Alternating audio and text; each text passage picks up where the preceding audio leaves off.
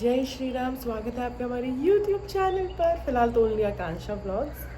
और कॉन्फ्रेंस का कल प्री कॉन्फ्रेंस था, आज कॉन्फ्रेंस का डे 1 है। तो फटाफट जाना है बिकॉज मैं ऑर्गेनाइजिंग टीम में हूँ, तो बहुत सारा काम करना है। अभी तो 7 बज गए हैं, पहुँचना तो 6:30 तक था। तो अब मैं यहाँ से निकल रही हूँ और आपसे मिलती हूँ मैं वहीं पर। Good morning from the whole team guys. We are already on work. Hetal Drishti, the OG himself, he's getting angry on everybody and anybody. Stay away from the angry bird. Maintain safe distance. And here is this guy, forever busy. He can never pose for a vlog also. Served with some amazing breakfast. This is staple, Karnataka ka. They have some good tea. Not a tea person. Because without delegates, any conference or any event is not possible. We need audience. We can share the seats or So we have already started with the conference and a lot of stalls here.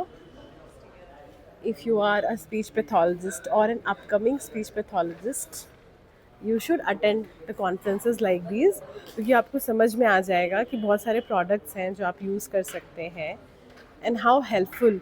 And of course you will have lot of contacts with people that you know. That's a head. He is actively taking care of everything in every area, right from food. And here is the auditorium. Doing a very good show.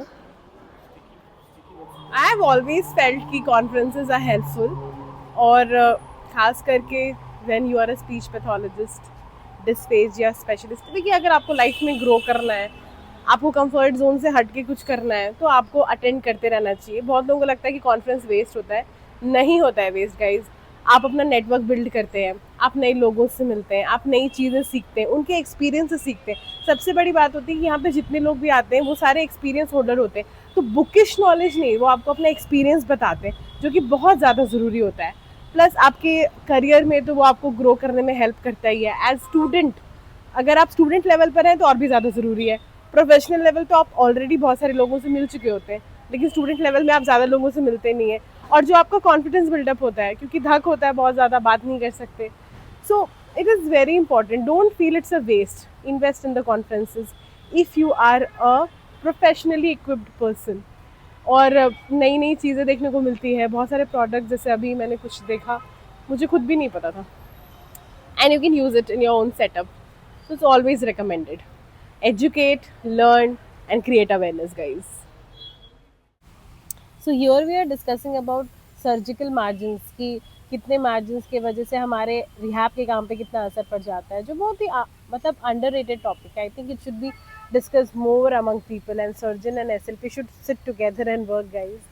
Lunch करने के बाद इधर poster presentations भी हो रहा था. I was amazed with the kind of innovative ideas everyone has got up. Very great opportunity post lunch to see the research papers. इतने अच्छे अच्छे ideas लेकर आ रहे हैं.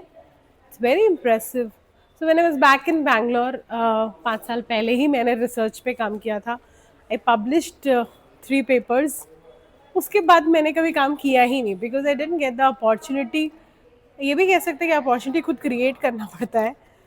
तो जहाँ मैं काम कर रही थी, एक आध पेपर पे काम भी किया, बट पेपर का ऐसा है ना, जब आप रिसर्च करते हो तो इट टेक्स टाइम और फिर भूल जाता है इंसान. मतलब जैसे कुछ काम किया, रिव्यू में डालना था, कुछ पेपर्स ऑलरेडी बना के रखे हुए हैं, आपको उसको जर्नल में पब्लिश करवाना है, उसका भी प्रोसेस होता है. तो किसी पॉइंट पर वो रिजेक्ट कर दिया जर्नल ने, फिर उसमें चेक करके वापस डालो, तो इस चक्कर में वो रह गया. और अब तो भाई मैं दिमाग में अभी नहीं आता मेरे. अभी देखा तो बस I went back to my good olden days. I really miss my work back here in Bangalore. और यहाँ आकर मुझे वो चीज़ थोड़ी और फील होने लगी. That back in Ranchi, missing my work satisfaction a lot. But यहाँ के अच्छा भी बहुत लग रहा है. Connecting to people and knowing a lot of research that is going on, and motivated also to work a little more.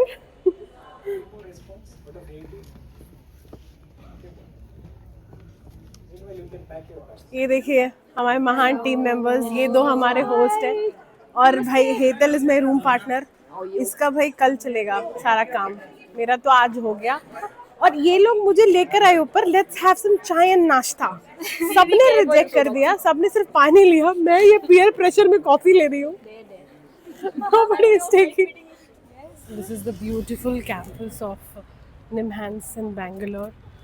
अगर आपको नहीं पता तो हम बता दें, it is national institute of mental health and health sciences. जितनी अच्छी यहाँ की ट्रीटमेंट है उतनी अच्छी कैंपस भी है। हमारा जो गेस्ट हाउस है इसके अंदर से ही कनेक्टेड है।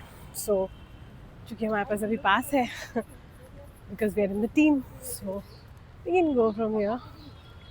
मैं अपना लगेज भी साथ में लेकर आ गई थी।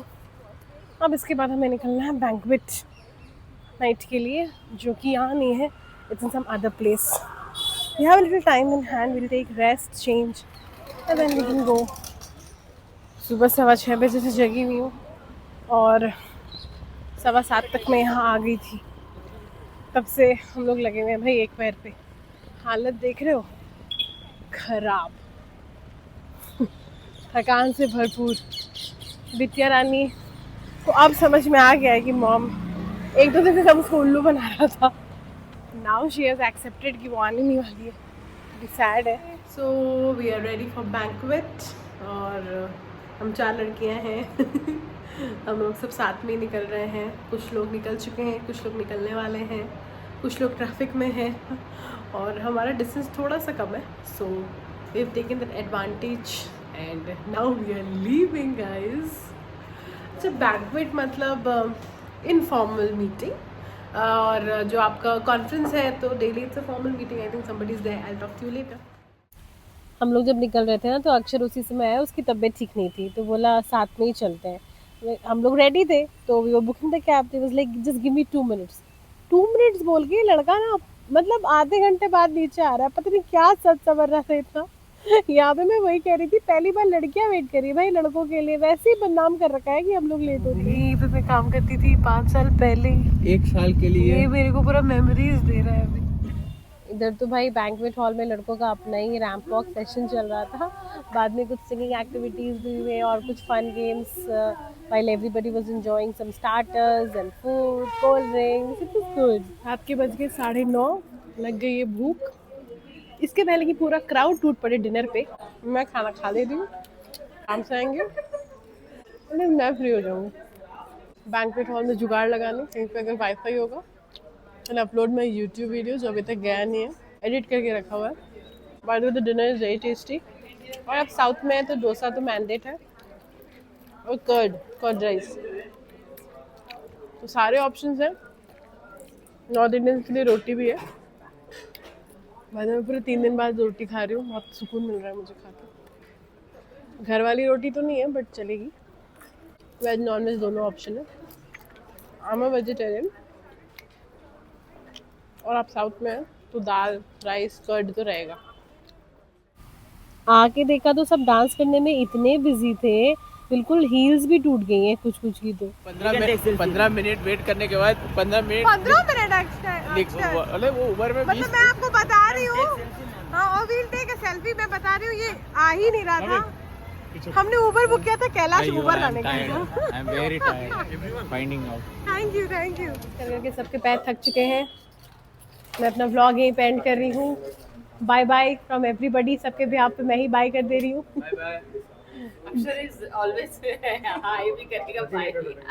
Good night, like share subscribe guys.